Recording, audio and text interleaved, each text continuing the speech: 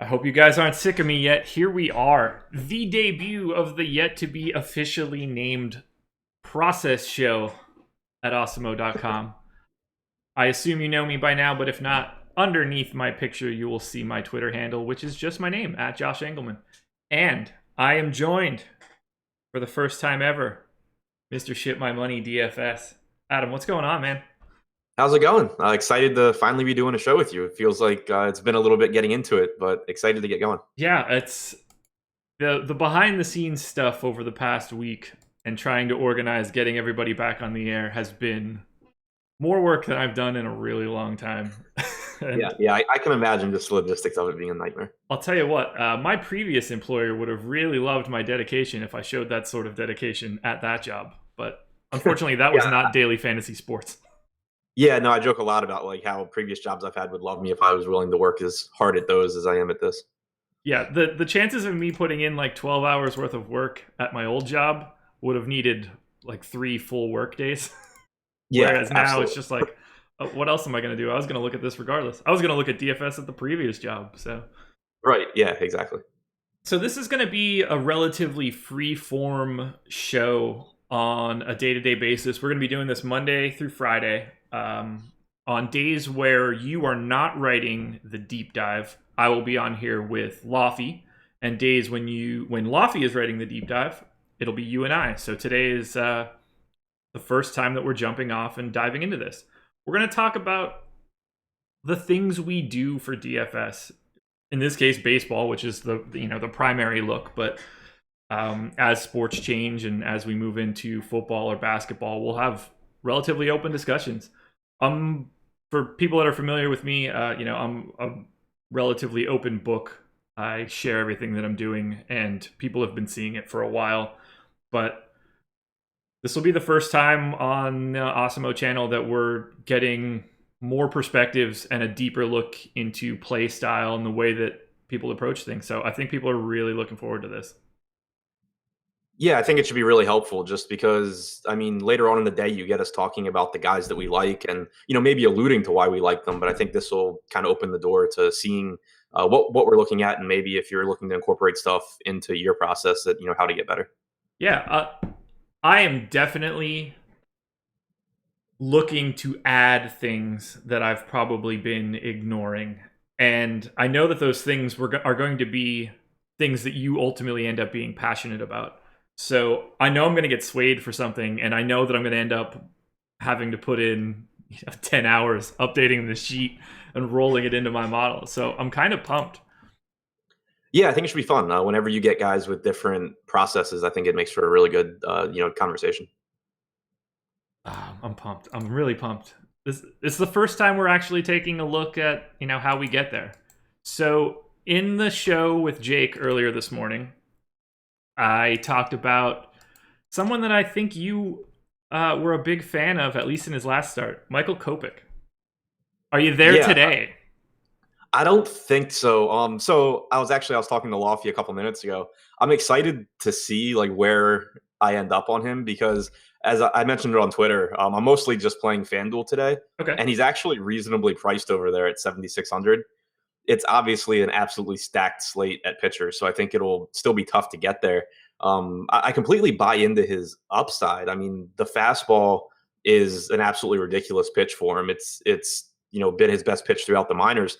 The issue for him is that, and we saw it in that last start against Detroit. I think there are going to be some starts, and they'll be his ceiling starts where he's just absolutely lights out because he has a good changeup, he has a good slider, but his command is an issue of both those pitches. And I think that kind of the baseline for him is going to be that we assume it's not very good on a game to game basis because it never really has been.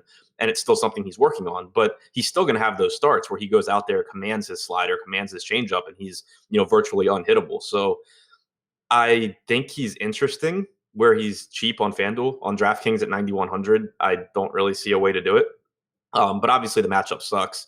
There's really good pitching. There are even some cheaper pitchers on FanDuel that I have some interest in. So I don't know how much I'll end up with. I'm guessing right now. Obviously, I haven't crunched lineups yet, but I'm guessing right now that I don't end up with too much. But he is someone that I will definitely be going into my projections and for tournament purposes like increasing them at least somewhat to account for the fact that he has just more natural talent than most people in his price range. Yeah, I agree. The price point on FanDuel is the part that's appealing. Uh, it seems like a hard spot to get to on DK on a full slate against the Red Sox. The Red Sox aren't getting a ton of ownership, so it's not as if you're picking up any leverage there. I mean, he's just got electricity in his arms, though. It's the command. I mean, if he's commanding his fastball and keeping hitters off balance, like he can roll any team in baseball. Yeah, I mean, I think I would be surprised if there's ever a slate where someone asks about Kopech and my answer is, yeah, I don't think there's tournament merit there. Sure. It's just like going to be a matter of, am I jamming him in, or am I, just kind of praying he doesn't have a ceiling game? Right. So for me, and this will be a little bit deeper look into sort of process, I use steamer projections from Fangraphs as my baseline. It saves me time. Instead of having to build out a baseball database and building this gigantic regression model and loop in AAA stats and AA stats, Fangraphs and Steamer are nice enough to provide daily updated projections per 600 plate appearances for everyone but catchers.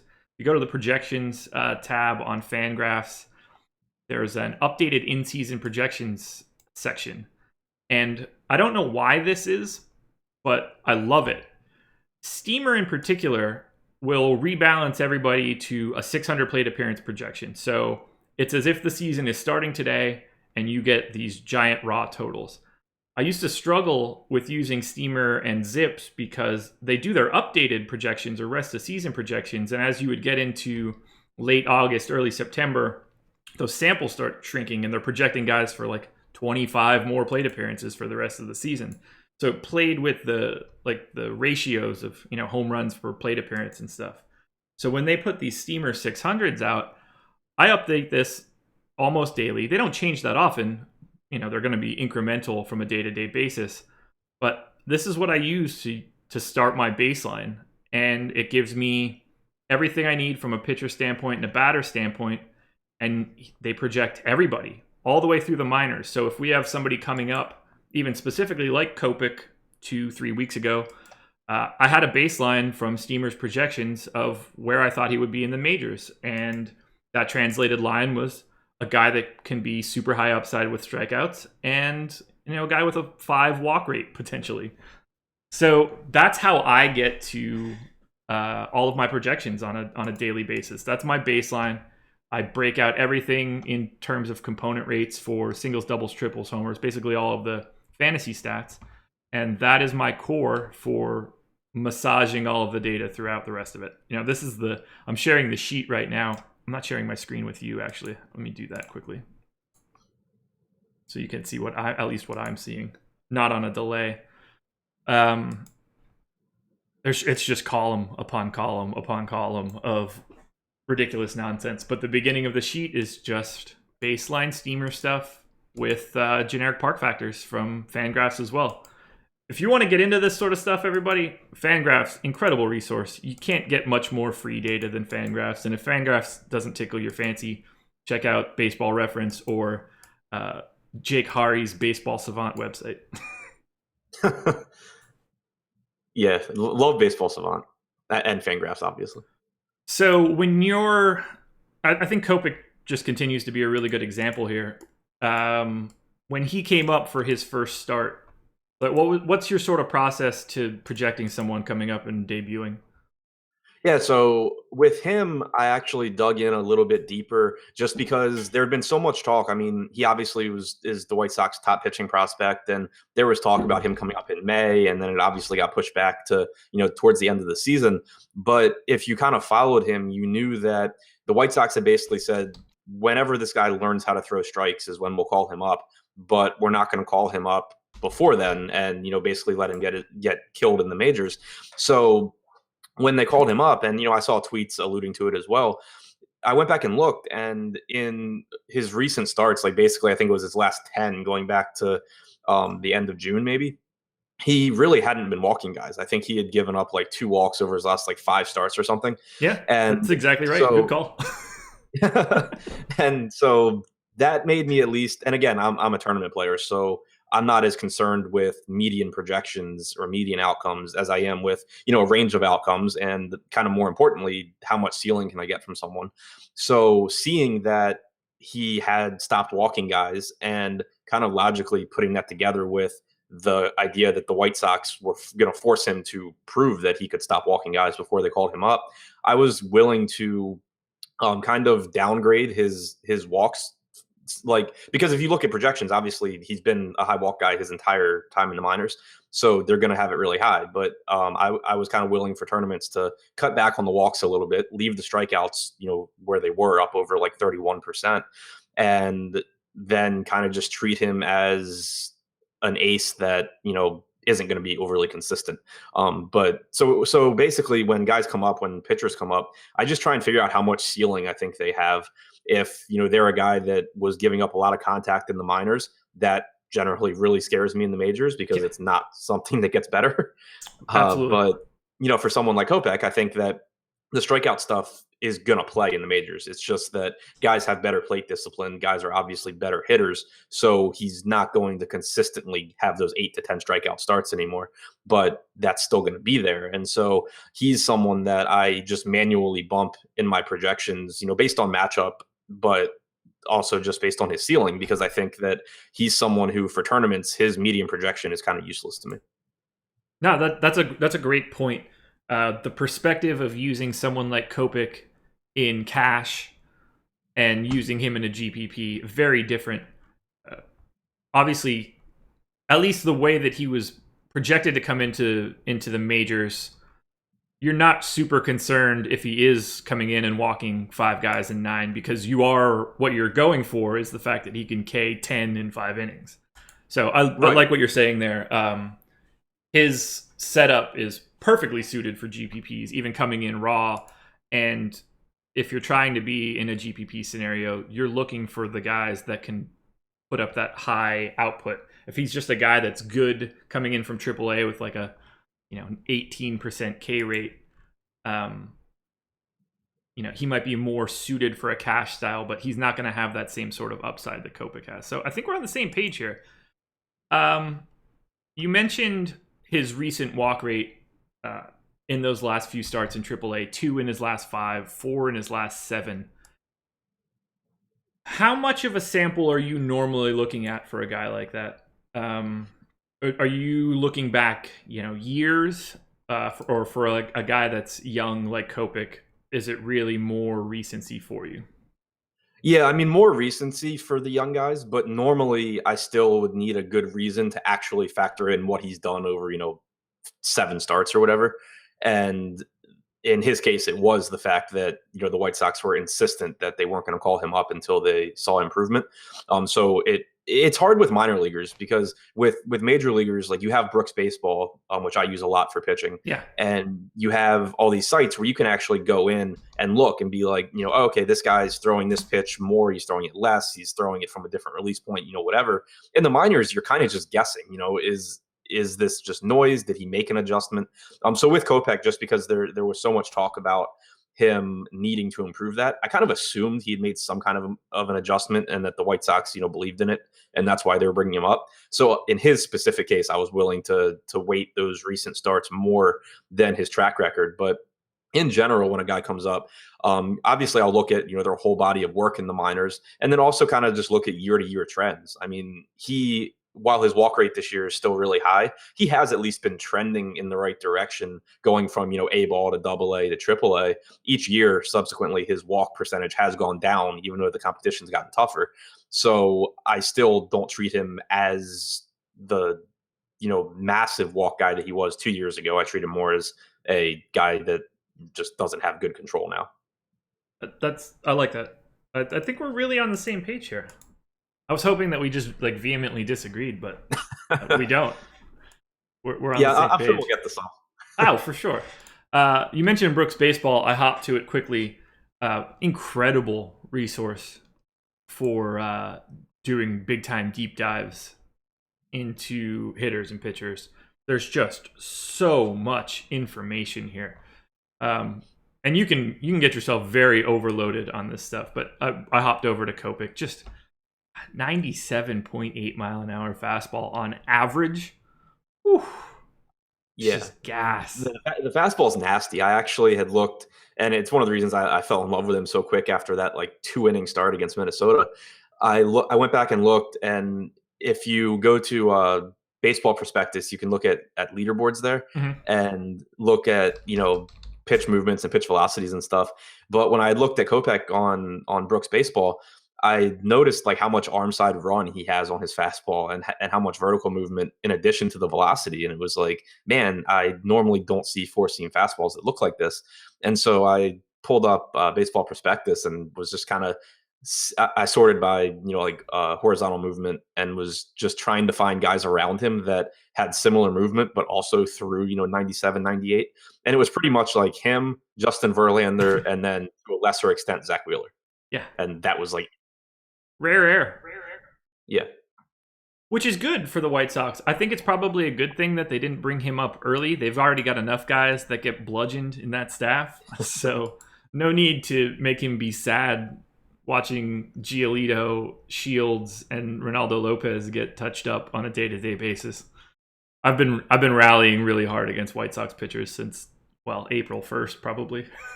Yeah, I was there too. They're finally turning it around like at the end of the year, but So that's a good thing to talk about then, I guess.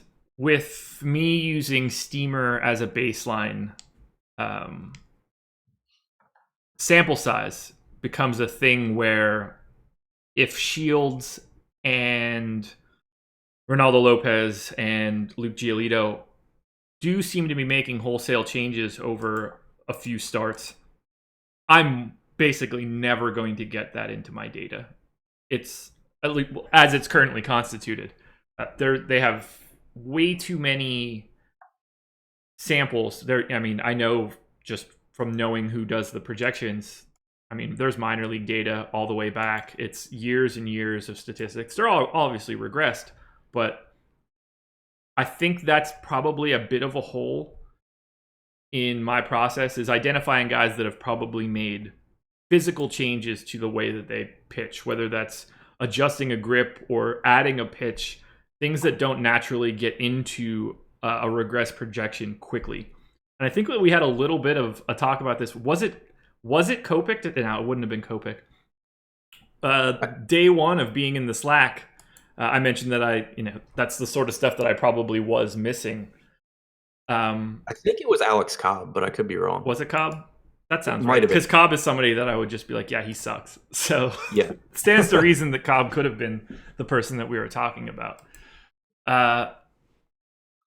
How quickly would you be to change like a baseline to someone in the majors that you are looking at? Someone like Cobb that has 5, 6, 7 years, however long he's been up, of data. How long are you generally going to be waiting to sort of change your tune a bit? Yeah, I think for me it's kind of a sliding scale, like who the player is. If it's someone like Cobb, I think it helps to have some knowledge of things they've gone through in their career. Like in his case, he dealt with injuries for a couple of seasons, Yeah. but also kind of knowing what they were like before the injuries in his case. So like for someone with Cobb or someone like Cobb, when he was with Tampa and he was a decent pitcher, he had his splitter, changeup, whatever you want to call it, was like his go-to pitch and his out pitch that made him really effective. And then since his injury, he just hadn't really had it. Yeah. And he was someone that I was very, very quick to be willing to adjust his projections once I basically try and go to Brooks Baseball for every pitcher every day and just like quickly look and see what their velocity's been doing over their last few starts, see what the movement on their pitches has been doing, just so that I can try and find a new pitch or something really quickly if they're making adjustments. And Cobb's someone that if you go into Brooks Baseball and you look at the movement on his splitter, it's over the last couple of months, it's just been very different than it was earlier in the season. And so then, I'll go into baseball savant and do a little bit more digging, looking at expected WOBA on the pitch allowed over that sample size and everything. And it's basically been a much better pitch for him. He's throwing it much more often. And so with Cobb, I'm pretty quick to, I mean, obviously not make him an ace because he never has been, but to adjust him back to being, kind of what he was with Tampa Bay, where he's just like a pretty decent pitcher that doesn't get a ton of strikeouts, but gets enough to get by, gets ground balls. And I'll make that adjustment pretty quickly.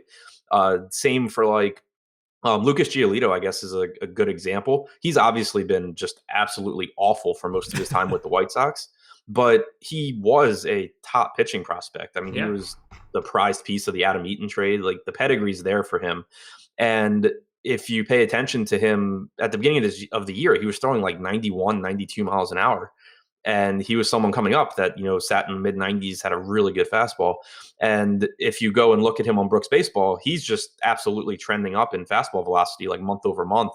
I think now he's averaging around 93 and a half, 94 miles an hour on his fastball.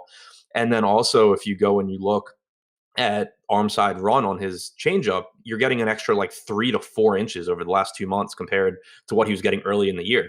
So he's another one that, not for cash game purposes, because the range of outcomes is so wide on him still, and the floor is so low. Mm-hmm. But for tournament purposes, I'm willing to kind of pretty quickly raise his projection more towards his ceiling, because it seems like he has made improvements, and we know the pedigree is there for him, to where we kind of expect him to get back to being at least a decent pitcher in his career. So I'll adjust him quicker. But other times you'll have pitchers that haven't been good in 4 or 5 years, and then they go out and have a couple of good starts. Like James Shields, I guess, is an example kind of on the other side of, he's been a lot better this year than really I think he should be, but I've been slow to really adjust that because he just has such a track record of being who he is. And it's hard for me to, decide that James Shields made, one adjustment and now is, like a number 3 pitcher. Yeah, especially at 36 years of age. Right, exactly. Giolito is the type of guy that you do want to see making improvements. Still incredibly young. Man, I had something I was going to say there, and now I don't remember what it was. It probably wasn't that interesting. Alex Cobb, Giolito. Hopping back to Giolito. Yeah, you mentioned his velocity rising up into 93 or higher over his last 5 starts. Even got into the average velocity at 94 on the 25th against the Tigers. This is where, and I know that I can do this manually. I'm a big fantasy cruncher guy. I'm going to assume that you are. Yeah. Or some sort of optimizer site, at least. Yeah. So probably not as familiar with it as you are, because for most of my DFS time, I've been more of a hand building guy, but okay. I'm working on getting into MME more now, so okay. I'm probably not as familiar with it as you, but I use it. Okay. Well, if you're really into hand building, we have an excellent lineup builder tool on awesemo.com, integrating rankings from Alex himself, ownership projections, lets you know if there's any weather risks, calculates a GPA for your lineup, lets you know how good that lineup you put together is. So if you're into hand building lineups, check out the lineup builder on the website. Still currently in beta, available for free for everybody, but it's going to be turning off soon, people. And it will be available for the NFL. So get excited. Anyway, enough plugs. This is a situation on Fantasy Cruncher where I wish that I could upload randomness as well. So I'm hopping over to Fantasy Cruncher right now. On the Upload Projections tab, you have opportunities to upload player name, projections, and the amount of exposure that you want to cap players at. And I've pasted into this sheet a million times at this point. I paste in name, projection, and exposure because I have very rigid exposure caps on every single day depending on how big the slate is. What I wish was here would be the randomness column for guys like, and you can manually adjust this. I just wish that I could do it in bulk. Someone like Giolito, where he's going to grade out really poorly for me. Just almost always. Because I'm using so much data of garbage stats from, a year and a half, whatever. I wish that I could just have guys set up that are going to be highly variant, or guys that I'm still not necessarily confident that Giolito is a new person, but I would love to give him, automated through my stuff, a pretty high randomness rate so that he does pop up and I do catch those days of Giolito when it's working. Right. Whereas now I don't have that sort of ability. I mean, I have a little bit of randomness and I can do that manually. I'd love to be able to quantify that and upload it as a projection instead of having to do the manual nature of it. But that is something that you can do if you like someone that might have bigger error bars like Giolito. How do you do that? I didn't even know you could actually do that. Randomness in general? Just like so are you saying like basically you can make individual players kind of more volatile in your projections? Yeah. So I'll just do it right now. So I have all of my projections and everything loaded for DK right now. And I'll hop to just pitcher. So just in general, I put 20% randomness onto pitchers, just because I find them to be less important for me. So I'm happy to bounce around to different guys in different ranges. I do 5% flat on hitters. I don't generally change that so much because stacking is so prevalent that the randomness isn't really changing anything for me. But if we have someone who would be a good example on this slide. All right, so like Kopech would be a really nice example. I don't have him projected very well today. He's not really coming up for me all that well. But the column that I'm hovering over here would be randomness. If you don't see that out of the gate, it's because nothing has been assigned. If you go to advanced options, you can then assign like a flat amount of randomness here, and that'll pop up that randomness column. Sometimes it's not there. Okay, cool. I'm not entirely sure why. But if I wanted to set Kopech at, and you can use any sort of percentage, it can be over 100. So like, let's say that I wanted to set Kopech at 50%. So instead of him having a range, or instead of him being just flat 12.55, which was my projection for today, normally I have 20. So it's going to take 20% of that and add it onto both sides. And his projection is going to be in that range. And it's going to be randomized for every single line that comes out. If I set it to 50, he's going to go all the way up to 18 and change. And he's going to pop up. If I just crunch out 50 lines based on the settings that I have here, previously I had no Kopech whatsoever. And if we were to do this now, he's going to show up, or I at least assume he is going to show up at least somewhere. This is going to be a great show when he actually doesn't show up, and I need to add more randomness. But that's just sort of the thought process that I'm going for here. I wish that I could make him have a 25-point ceiling, as opposed to someone like, Drew Hutchison tonight or something, where I don't really need to have a ton of wide range for him. I don't expect him to come out here and drop a 28 bomb on the slate, but Kopech could certainly do that. It would surprise me against the Red Sox, but he's the type of guy that I want to capture with his upside. So you can change everybody's individual randomness to do something like that. Yeah, that's awesome. I didn't realize you could do that, because so basically what I end up doing with my projections for tournaments is I have basically an Excel sheet that has basically like a top 5-ish like raw score for the season for each guy that I end up just kind of like incorporating into their projection to try and just get their talent, like their ceiling level. Sure. I didn't realize I could actually just adjust volatility in Cruncher, so that's awesome.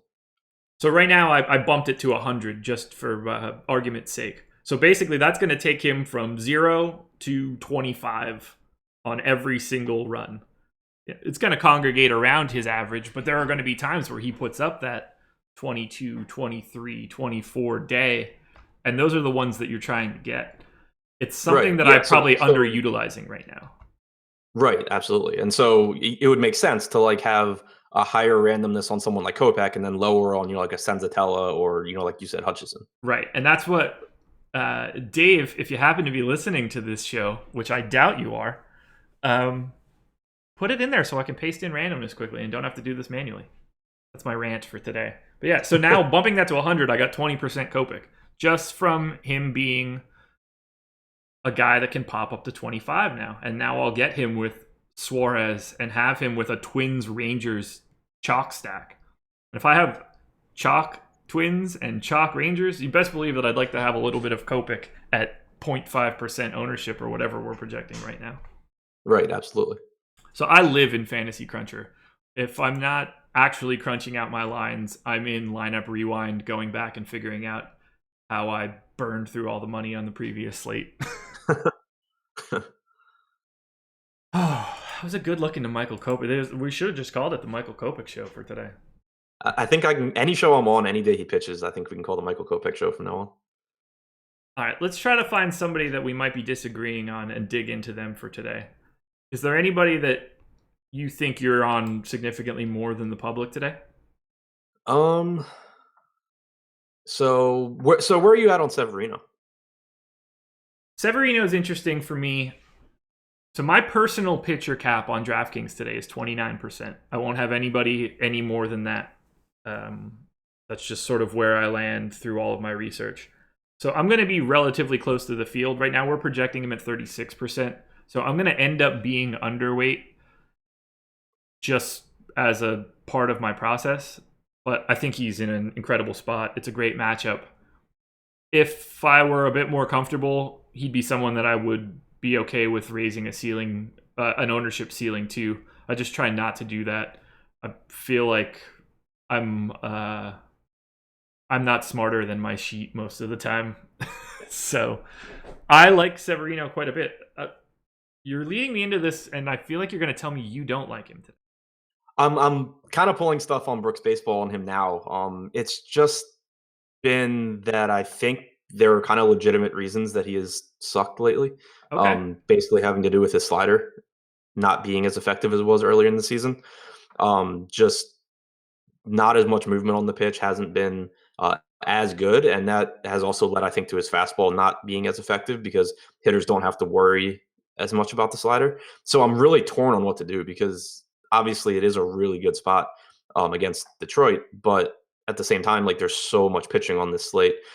So yeah, I mean, I think I'll probably end up kind of doing what you said, like not going super overweight on him, but like I'll still have him. I was just kind of curious if you were like really high on him or off of him. So he grades out just in my raw projections as the best option of the day. Yeah. Alex puts out an article twice a week. I think he calls it like the pitcher card, maybe, or something along those lines, where he gives percentage chances of being a top 2 scoring pitcher on DraftKings or a top 2 value on DraftKings. Severino has the highest percentage chance in my model of being a top 2 scoring pitcher. I have him at 37% right now. There's no real context to that number, but just saying that's the highest that I've got him. So if you were going to go, let's do a little deep dive on Severino. If you were going to go to Brooks Baseball to dig into Severino, what would be the first, where would be your landing spot? What would be the first thing that you would look at? For him, I went straight to the movements because from watching games, I've seen them talk about it. So kind of just everything you said for the past 10 seconds cut in and out, just FYI. Now you're just gone. Hear me? Barely, but you're frozen on the screen now. Ooh, maybe you're good. I see your eyes moving. Am I back? You're back. Am I back? All right. Okay. So where would you go for Severino? Yeah. So for him, I went straight to velo and movement first on Brooks Baseball because just from watching some of the games and listening to commentators talk about him, they've kind of been alluding to how he's lost movement on his slider and it's lost effectiveness. So I went straight to the horizontal and vertical movement. And in this case, I'm not really looking for anything specific because movement by itself isn't good or bad. I'm just kind of looking for differences from where he was at earlier in the season. So you don't really see much of it. And I sorted by month, so you can kind of see it, month by month. And horizontal movement, you don't see a huge difference. You do see a drop from the beginning of the season, but it doesn't look, overly concerning.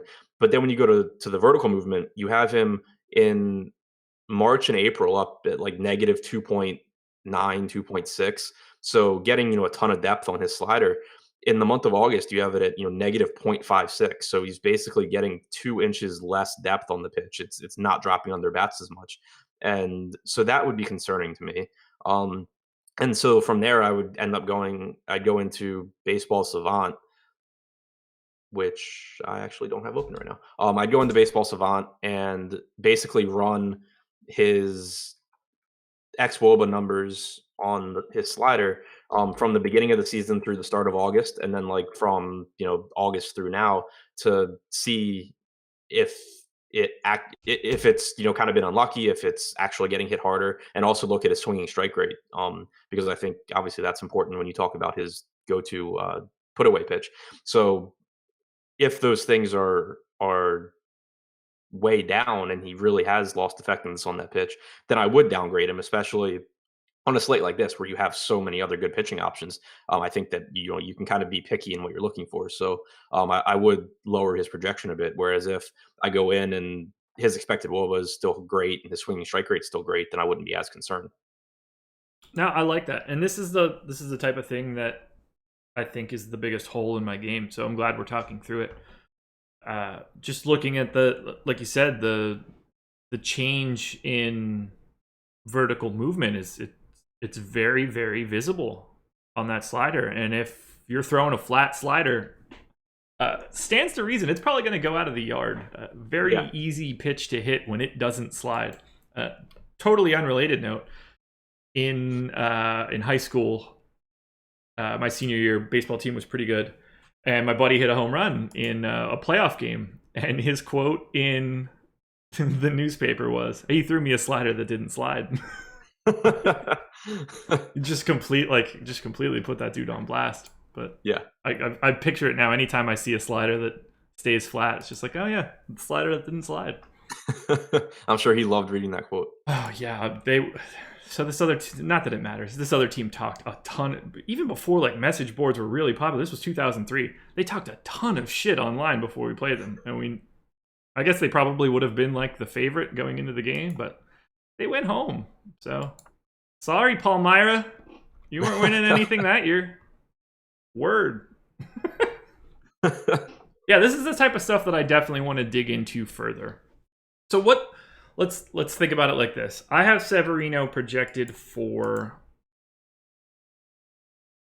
let's see, 24.5 today. Not that it matters what that actual number is, but just for a reference point. So if you had Severino projected for 24.5 this morning, and you were doing your deep dive, looking into his mix, what sort of, would you just fully could you get to a point where you would fully X him out based on what you looked at? Would it be a 1 point drop, a 2? Like, I know I'm speaking more in generalities than anything else, but like, how extreme would you get in your adjustment? Yeah, I mean, so normally I won't adjust anything by more than like 10% because kind of like you said, the projections are the projections and they're going to be right more often than I am just by manually tweaking stuff. And I think 10% kind of it's arbitrary, obviously, but sure, it's kind of where it makes a significant difference in how much like ownership how much exposure I'll get, but it's not completely taking him off the board or like completely ruining him. If he is projected by far to be the best pitcher, he's still going to be the best pitcher. So I think that's kind of the number that I use. If something's really concerning to me, like I just pulled up Baseball Savant, and actually his slider in terms of expected WOBA and in terms of swinging strike rate is virtually the same from the start of August as it was before the start of August. So I'm still need to dig more. I need to look at his fastball stuff too, but as of right now, a little bit less concerned with him than I thought I would be. So if anything, I would just, kind of downgrade him a little bit. But if I pulled it up and, he was just getting like absolutely blasted and I was convinced that this pitch just wasn't working or I thought he was hurt or something, then I would, just X him out. Yeah. If I just, didn't want to play him. But for most guys where I'm just trying to adjust for possible changes, I try not to go more than like 10% either way, just because I don't want to completely make all the underlying numbers in the projection useless. I like it. I thought you were going to tell me something different, and yet here we are. I totally agree with everything you just said. So that makes for like a pretty big daily event for you going through pitching. I assume it's impossible for you to have the same process for hitters unless you're just digging into specifics. I don't want to say after the fact, but after you're doing like a crunch and you either don't get someone or do get someone a lot, I'm guessing that would be the spot where you would start to dig in deeper. Yeah. Otherwise, there's just too many hitters to look at for a day. Yeah, for hitters, generally I don't dig as deep into them just because obviously there's so many of them. And because with pitchers, obviously start to start, it's like you get a smaller sample size over a season since they only pitch 30 times. Yeah. But when they make a start, they throw like 100 pitches. So you still get a much bigger sample size from that one start than you do from, looking at what a hitter did in the last, week or whatever. Yeah.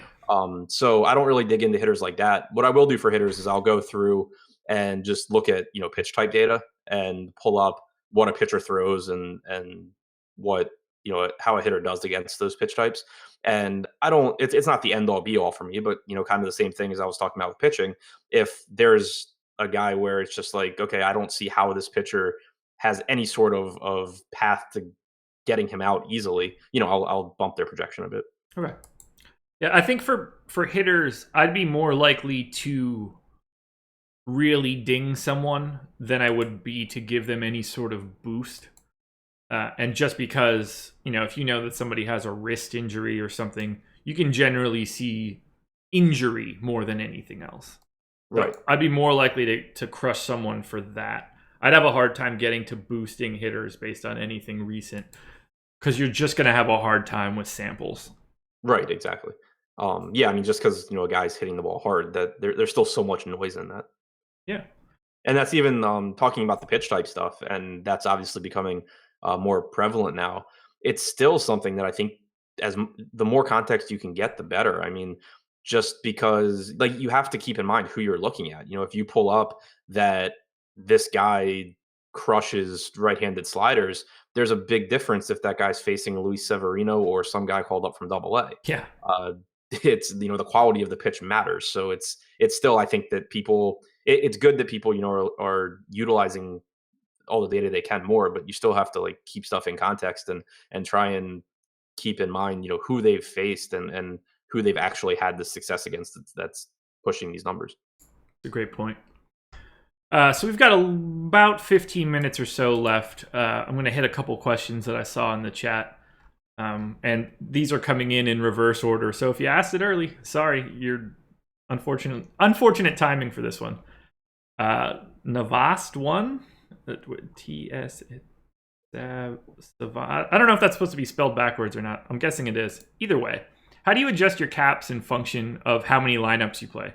Do I have the same cap for 20 or 150 lineups? I do. So me personally, I have ownership caps for hitters and pitchers that are all tied specifically to slate size. The context of some of these numbers don't really matter all that much, but I'll try to walk through it quickly just so that I can say where I'm at. This first column is just the amount of games for a particular slate. Can only be 1 to 15, obviously.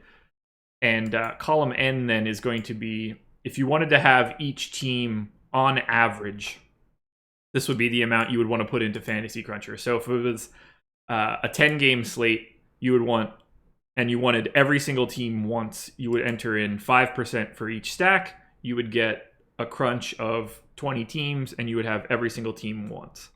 So I want to see that baseline number because that tells me where I want to be on the high end. So I will do 2.5 times the average, and I don't want to go any higher than that. And that's basically sort of my thought process of I don't want to be too many standard deviations away from the field. So on a day where it's a 10-game slate, the most I'll have any main stack is going to be 13% of the time. That ends up usually giving me, like in this case, if there were 20 teams playing on that day, 4 or 5 teams are going to be close to 13% at that cap. I'll have the same sort of inverse for teams that I'm completely ignoring. Subsequent to that, I would have a 33% cap on hitters, which is 2.5 times that team stack. I know I'm just saying a lot of data that probably makes no sense whatsoever. I want to be able to stack guys and still get guys a little bit above the ownership cap. So that's why I do 2.5%. I can get to, like, Stanton is someone where I'll get him in almost all of my Yankee stacks, but I still want to have room above that for him to come in as one-offs in other stacks. So that's how I set all of my exposure on a day-to-day basis. Do you worry much about ownership caps for anybody? Or are you ever like lock buttoning anybody in baseball? Yeah. So I mean, that was actually really useful for me too, because as someone that's transitioning to more MME, that's something that I've kind of struggled with. Like, how do I actually want to approach this? Where do I want to cap guys at? And for the most part, actually, I was glad to see that I do really similar, although not like I hadn't actually sat down and figured out like a formula for it. Sure. But intuitively, I kind of was doing the same thing that you are. So I'm glad to see that I guess makes sense. But yeah, so for hitters, I do basically more or less what you just said. For pitchers, depending on not even the games on the slate for me so much as the pitching options, I'll go heavier. Like last night, I was comfortable capping Marquez at like 80% because I didn't think that there was anyone in his price range that was remotely as good of a play. You said 80% there, right? Yeah. Okay, just making sure. Yeah. Yeah, I had like 80% Marquez on DK and like 40 on FanDuel, I think.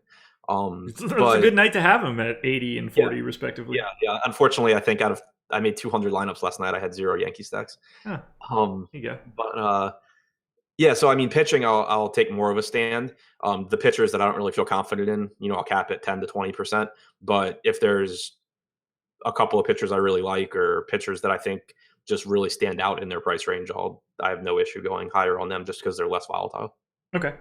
That's probably the one spot where I could be more aggressive, would be increasing my pitcher exposures. For hitters, I would rarely want to go higher than what I'm setting just because of the nature There's of just baseball. so much variance in any hitter. Yeah. Like, and that I can think back to playing like baseball DFS in, I don't know, 2013, 2014, where I would make a lineup and I would make it like it was a fantasy all-star team, not thinking about it. And I'd be like, oh, I had Trout and name people that were really good 5 years ago. And it's like, man, everybody went like 0 for 3 and just had singles. Like, what am I doing wrong? And then it was like, at that point, I just wasn't thinking about it. And I was building what amounted to cash lineups constantly. Yeah. I still kind of get, when I hand build, I'll sometimes get in trouble with that just because I do spend so much time looking at pitching that most slates I can find like a cheap pitcher or two that I feel reasonably good about. And then it's like, oh, I can just play these guys. And now I have, every all-star on the slate. And it's just like, yeah, okay. Like 3 of those guys are probably still going to go for 4. Yeah. Was another question. Can you talk about your process when it's a high dollar GPP, say the $150 3 max or something like that? I can give you my process on it very quickly. I would not be in that tournament because that is way outside of my price range. Yeah, I haven't been playing it as much lately since I'm kind of trying to start from the bottom with MME and like work my way up since I don't think I'm like, I mean, I don't think I'm as good at it or have my strategies down as much as I'd like. Yeah. But when I would play like the 153 max, normally I would, if there was a chalk stack that I liked in a field that size, I would go ahead and normally in one of my 3, I would stack, the Yankees or whatever it was, and just try and get a little bit more contrarian at pitcher in that lineup. Or if there was, a one-off hitter that I absolutely loved that I knew people weren't on, I'd mix them in. I think in the smaller field sizes like that, the thing for me is I try to be contrarian somewhere, but you don't need your entire lineup to be contrarian.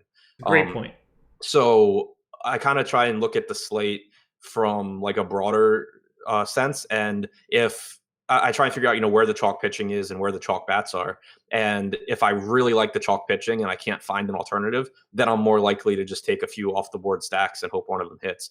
If I have a pitcher that I've done a deep dive on that I absolutely love and that I don't see getting talked about, then I'll stack the Rockies or I'll stack the Yankees or whatever and just use this, 2% owned pitcher. And if I'm right, then I want to be on the best bats regardless of ownership. Yeah, I think we'd have the same sort of perspective there. I mean, I would want to have 3 relatively unique lineups. My goal is to try to win that tournament, not to finish in the money. I mean, obviously I want to finish in the money, but with disproportionate payout structures, the top is going to be incredibly valuable.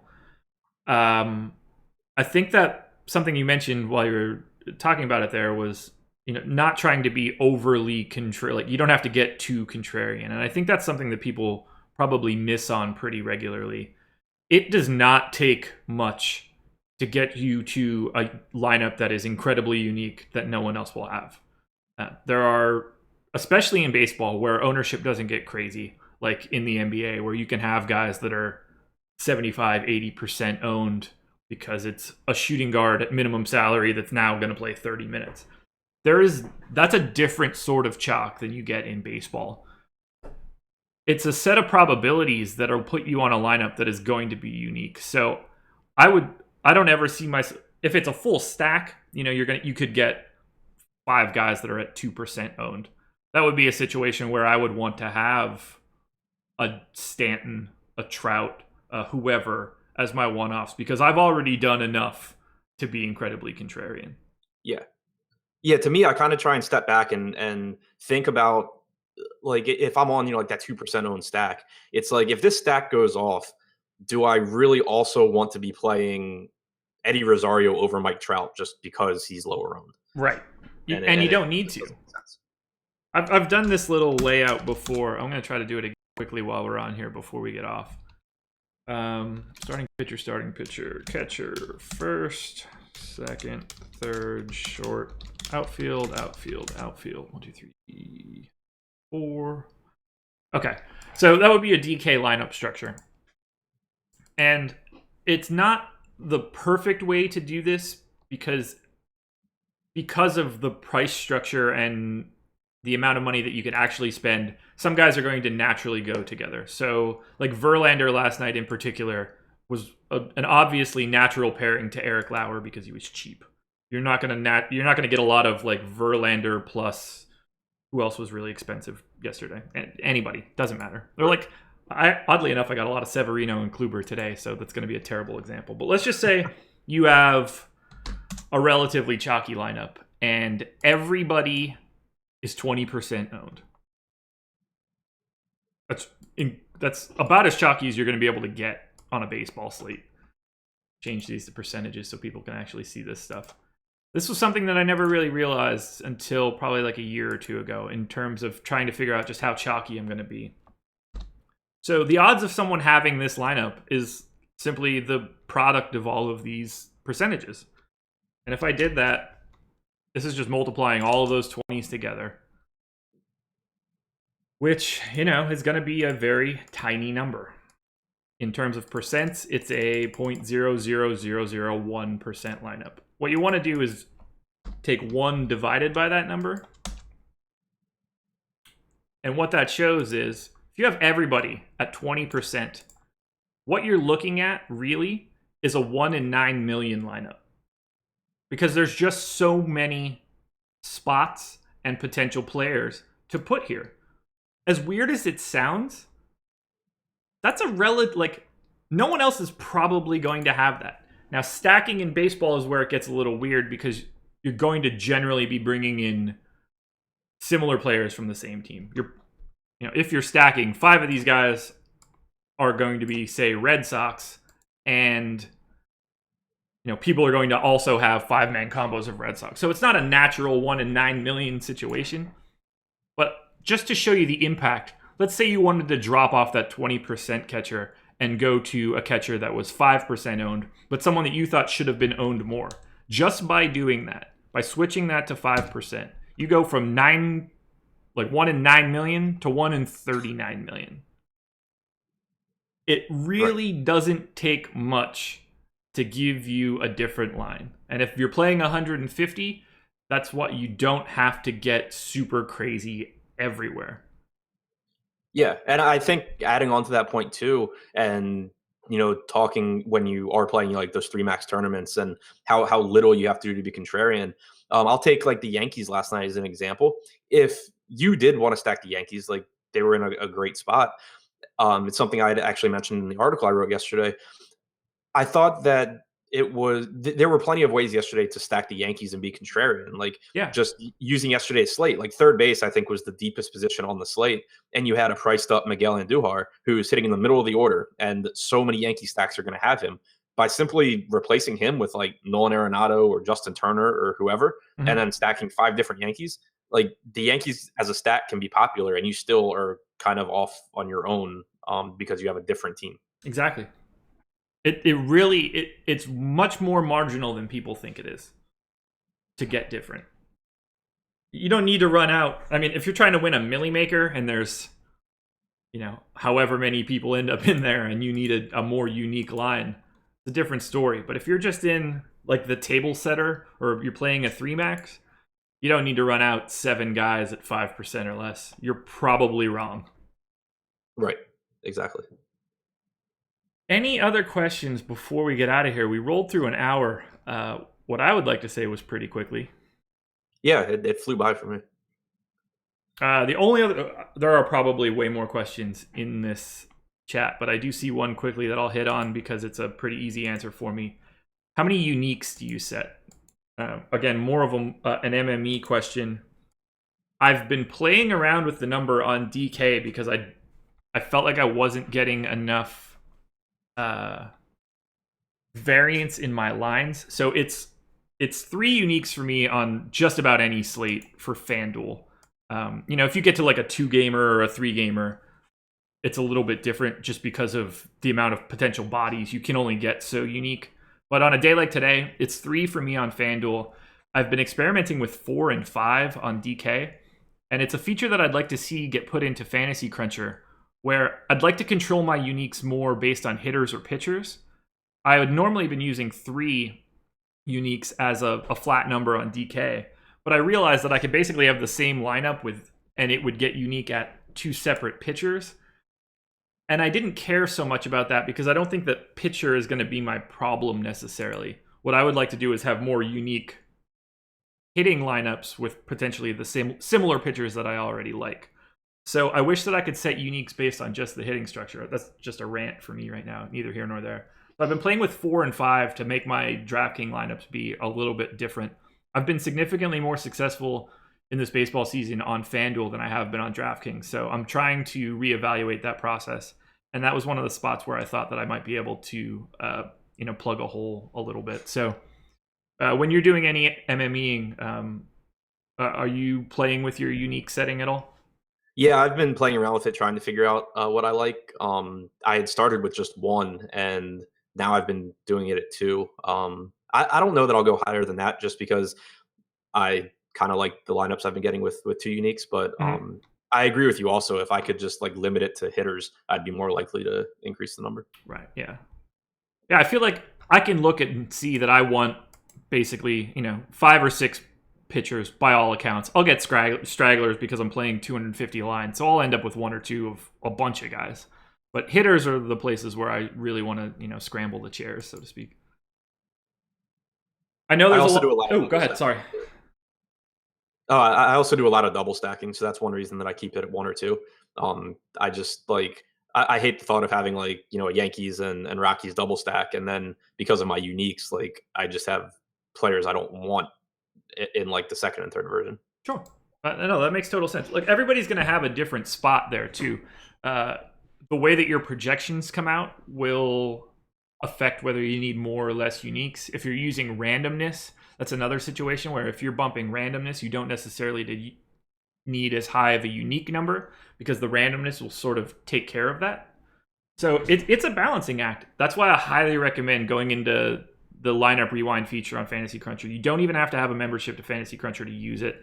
And you can go back and play with those settings and see where those settings would have lined up on that particular slate. You can go back and change everything for yesterday and try to get yourself to see, can I get to a score that would have won the mini max or whatever tournament that you would be playing in. It's invaluable, and that's something that we'll take a look at down the line. Yes, check out the diversification primer on awesemo.com. Excellent article. Tom or Jake, if you're still there, if you could drop that link in the chat. I know people would really appreciate that article. Anything else you want to touch on? We plowed through an hour pretty quickly. Yeah, no, I think that's That's it for me. Like I'll be in Slack throughout the day to talk about the slate more specifically. But I thought that was a pretty good start to the day. Absolutely. I know there are a bunch more questions. Ryan, I see your question in the chat. This show's not going anywhere. We will be doing this Monday through Friday, 11 o'clock. Myself, Adam, Laffy, we'll be mixing it up. Every single day you'll be getting these sort of perspectives. So we're gonna have time to get to those questions. Tom, you don't have admin to the chat. What? You should probably get that. I have a sneaky suspicion that you're going to be an admin at Osmo.com for a little bit. I'm just guessing. Just guessing. All right, guys. That's everything. A quick hour. Laffy should have the deep dive out in the early afternoon. We'll have a live show, myself and Chris, today at 6 o'clock. Monday, look for it. The return of the deeper dive. Adam and Laffy going on the hour prior to our live before lock show to give... did you normally have like a specific structure for the deeper dive show? Yeah, we usually go game by game for that. Okay. You're getting a lot more official lineups and stuff at that point compared to the morning. So yeah, exactly. Tune in. You're getting it all. Best of luck, everybody. We will see you. Well, I'll see you in a couple hours, but we will all see you regularly again on Monday.